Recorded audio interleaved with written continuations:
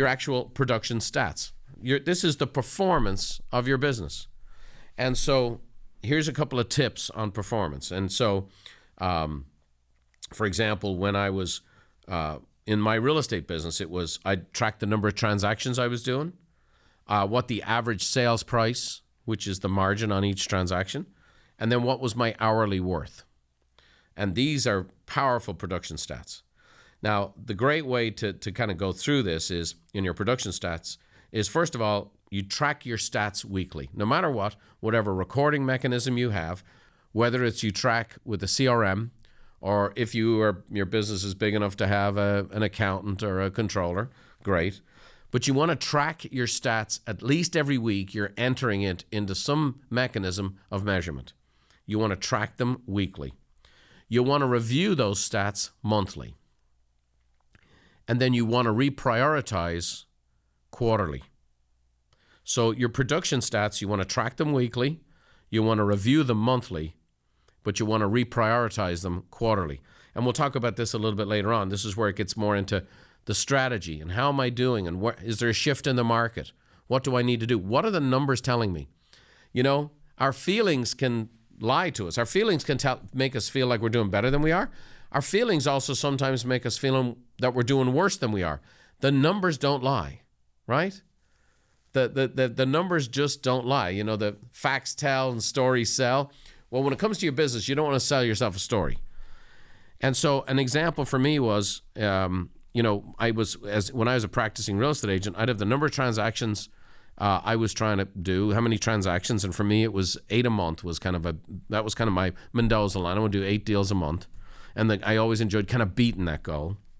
What's the average sales price?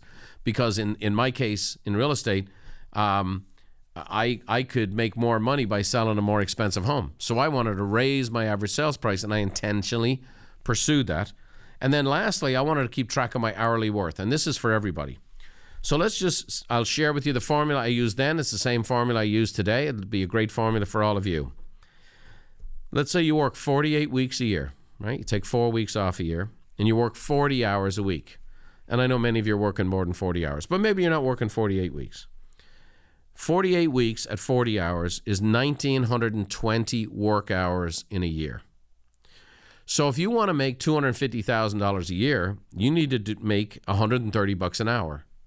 If you wanted to make $500,000 a year, you want to charge $260 an hour and do $260 an hour work. And obviously, in a small business, this is all before your expenses. The fact of the matter is, when you find yourself doing $20 an hour work, you've got to sometimes catch yourself. And I used to do this all the time.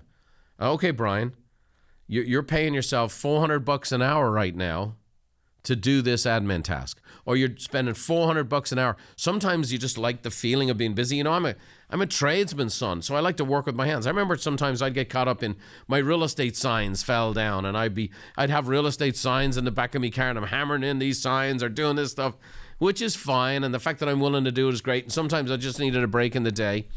But the fact of the matter is, when it became a habit, I realized, hang on a second here. You know, what I'm trying to make is $500 an hour. And what I'm doing right now is $20 an hour work. So would I pay somebody $500 an hour to put a sign in the yard? Absolutely I wouldn't. But I was paying myself that. And that's something we need as a business owner, that when we got caught up in this stuff, or you're scrolling through social media, or you're playing a video game, or you're doing whatever, or you're watching the latest, Netflix show in the middle of the day, you catch yourself out and do that stuff. You're paying yourself that kind of hourly rate to do that stuff. So it's just a real sobering type dynamic. Again, my mentor, Jim Rohn, he said a quote one time I wrote down. I've never forgotten it.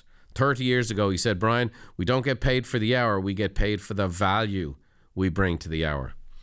Peter Drucker said, what gets measured gets managed. So we got to be tracking our stats. Bill Gates said, know your numbers. It's a fundamental precept of business.